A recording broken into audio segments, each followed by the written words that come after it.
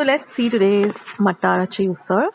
So here I've heated about a tablespoon of oil in a pan. Once the oil is hot, I'm going to add half a teaspoon of mustard seeds or mohori or rye.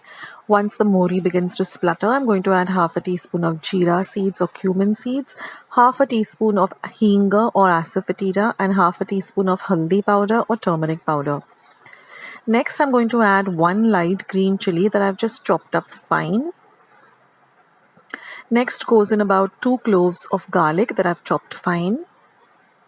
1 medium-sized onion chopped fine. Now we're going to mix all of this very well so that the onions get nicely fried. This is a really super simple and really quick dish. And now here I have about a cup of green peas, fresh green peas, and just add that and just mix everything nicely together.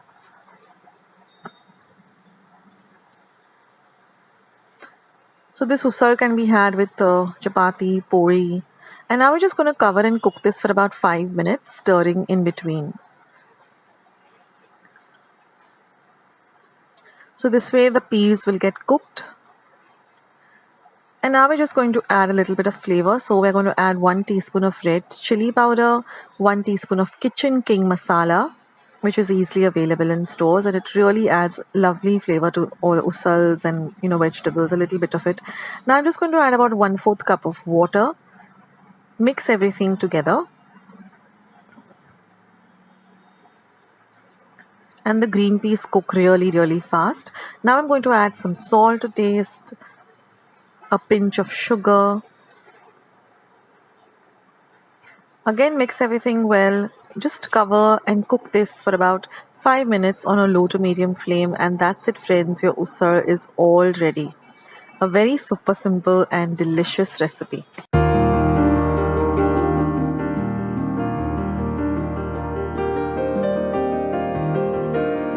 Dum aloo recipe. So now here I've taken 20 baby potatoes and I've washed them really well. And now I'm going to use a peeler and peel the potatoes really well. Now if you don't get your hands on baby potatoes, you can always use small potatoes or medium-sized potatoes. But this dish really comes out, perfect if you use these little baby potatoes. So now after peeling the potatoes, I'm just going to use a sharp knife. You can also use a fork and just make little incisions like this. So what this does is when we make the gravy will nicely, go into the potatoes and flavor the potatoes really well. So this is an important step.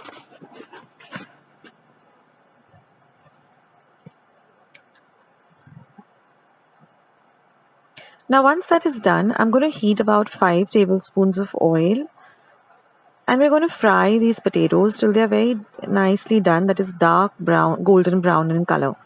So keep an eye on them and just keep turning them in between till they get nicely fried. So I put a timer and this took me exactly 7 minutes to get them to this point. After that, just take them out in a separate bowl. Now I'm going to take out most of the oil from the pan, and I'm just going to use a tablespoon of the oil.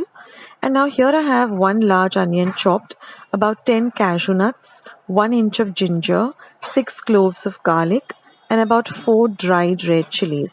So I'm going to add all of this to this oil. And we're going to fry this really well till the onions become nice and translucent. So again, this took me about 2 minutes for it to really fry nicely. So do that for about 2 minutes. And after that, once the onions soften, we're going to add 2 medium-sized tomatoes that we've chopped fine. And I'm going to fry this till the tomatoes also become nice and soft. So that took me another 2 minutes.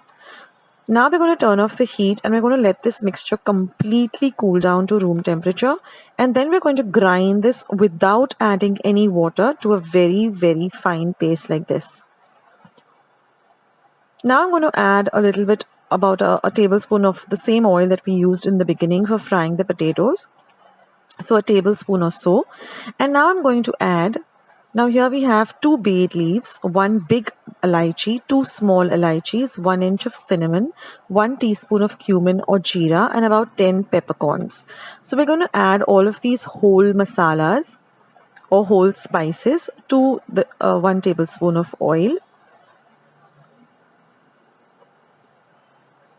And we're going to fry this till it nicely flavors up the oil. So keep it on a very low flame. And just for about half a minute, we're going to fry them so that they nicely flavor the oil.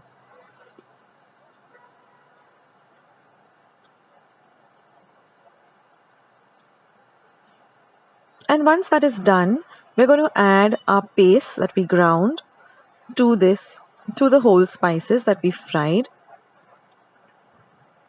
And we're going to mix this in really, really well. So we're going to fry this masala or this paste for about half a minute with the whole spices. Now I'm going to add half a teaspoon of turmeric powder or haldi powder, 1 teaspoon of red chili powder. Mix it in well. Now I'm going to add 1 teaspoon of coriander powder or dhania powder, half a teaspoon of cumin powder or jeera powder, 2 teaspoons of Kashmiri red chili powder for the color, and 1 teaspoon of dry mango powder or amchur powder. So mix all of this really well together. Keep your flame on very low because we're adding powder spices. So mix all of this really nicely together. The flavor, the aroma in my kitchen is just amazing with all these beautiful Indian spices. And now what we're going to do is we're going to cover this and keep it aside for about 5 minutes on a very low flame till all of the masala gets nicely fried. And now I'm going to add 1 green chili that I've chopped fine. So keep stirring in between when you cover and keep it for 5 minutes. And now you can see that there's some oil oozing out of this masala. Now I'm going to add 1.5 cup of water. Now what I did is the mixer jar in which I ground the masala, I added 1.5 cup water to that, rinsed out all the masala, and I'm going to use that water itself. So now mix it in really well. If you want it a little thinner, then you can add a little more water, say about 1/4 cup of water more, and mix all of this really nicely together.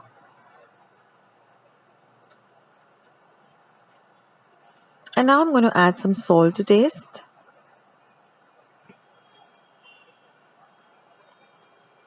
And now we're going to add our fried potatoes back into the curry or the gravy. Mix everything in well. And now you're going to cover and keep this for 15 minutes on a very low flame, stirring in between.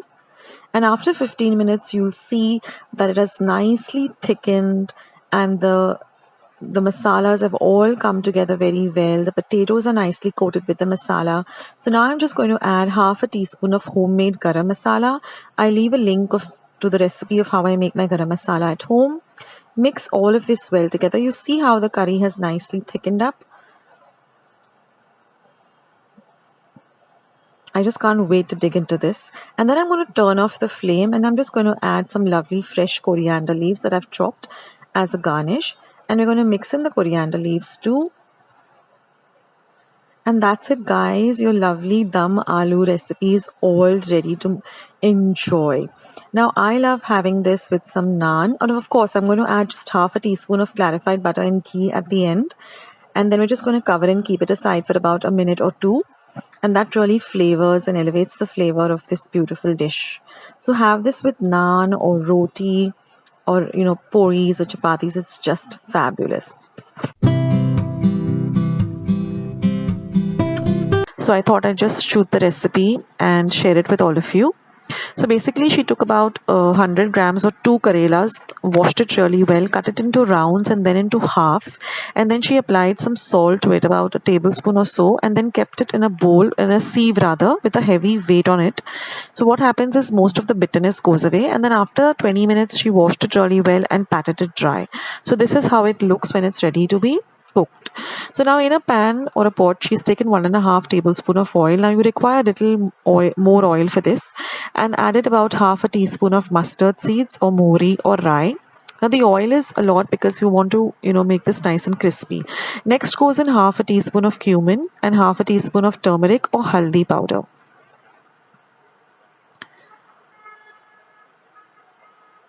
So I thought I'd just share this recipe for those of you who like karela or bitter gourd. Next goes in half a teaspoon of asafoetida or hinga.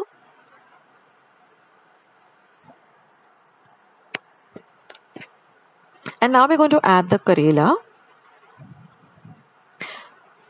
or bitter gourd. So you can see how it has been cut.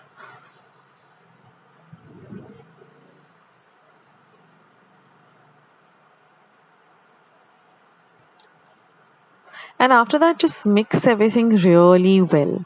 So all of this bagar or fodni needs to be really, well mixed in with the karela. And you also have to fry the karela really, really nice. It becomes nice and crispy.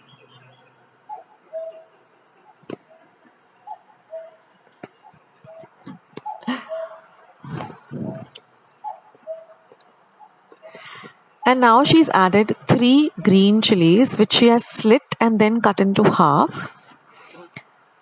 And then mix it up really, really well.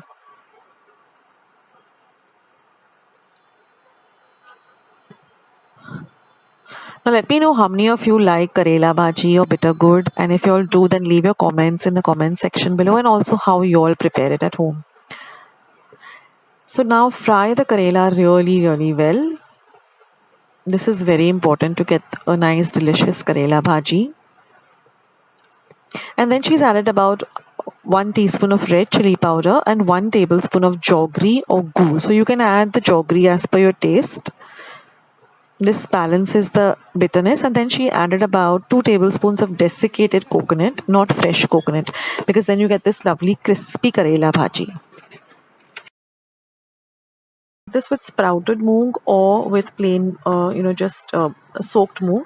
So watch the video till the end. I'll show you how to sprout the moong. So once the moong is sprouted, just put it into a pressure pan in a vessel like this. Don't add water to the vessel, only to the pan, and cook it for 2 whistles on high, and then switch the cooker off. Once the cooker has cooled down to room temperature, your moong will look like this. So don't add any water into the moong. Now this is a paste which I have prepared, and this is 1 boiled and cubed and peeled and cubed potato. So now for that paste, I took about 6 green chilies. I'm using the light green chilies which are less spicy. 1 inch of ginger. This is about half a cup of grated fresh coconut and 1 cup of coriander and some salt to taste. So I just added all of that to the mixer and made it into a nice paste like this. So it shouldn't be very smooth or very coarse, just of this consistency, so that everything is mixed well together. So now in my pan, I'm going to add 1 tablespoon of oil. Once the oil is nice and heated, I'm going to add half a teaspoon of mustard seeds, that is mohri or rye.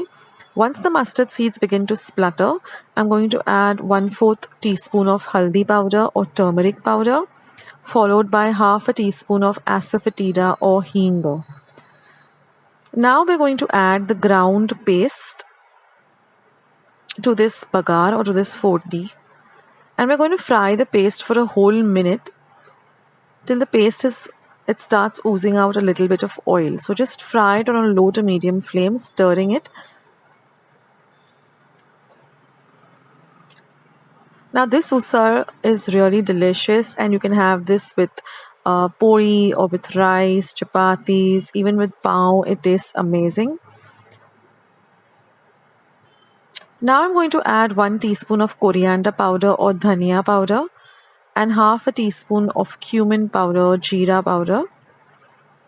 So these are all homemade powders. If you want to see how I do that, make the powders at home, I'll leave a link to my recipe of how to make ground powders at home itself, so that there are no preservatives or anything in it. Now I'm going to add 1 teaspoon of goda masala. Again, this is a homemade masala. I'll leave the link to that. And I'm going to add 1/4 teaspoon of garam masala. So even this recipe you'll find in the description box as well as the comment section. So now once all the masalas are really fried nicely, we're going to add the moong that we cooked. Remember, we didn't add any water to the moong. We just added the water to the pressure cooker and cook the moong for exactly 2 whistles. So like I said, you can either sprout the moong or you can leave them, just soak the moong for about 2 to 3 hours and then use it. Now if you want to see how I sprouted the moong, please watch the video till the end. It's a very simple process. So now I'm going to add 1 cup of hot water and mix everything really well together. Now if you want to have more of a dry dish, then only add this 1/2 cup of water, but if you want a little more gravy, then you can add another 1/2 cup of hot water. So I'm keeping it semi dry, in the sense not too much of a gravy. Now you can also taste it and just see if you need to add a little more salt, because we added salt only to the ground paste, so you can add salt if you like. Now mix everything really well together.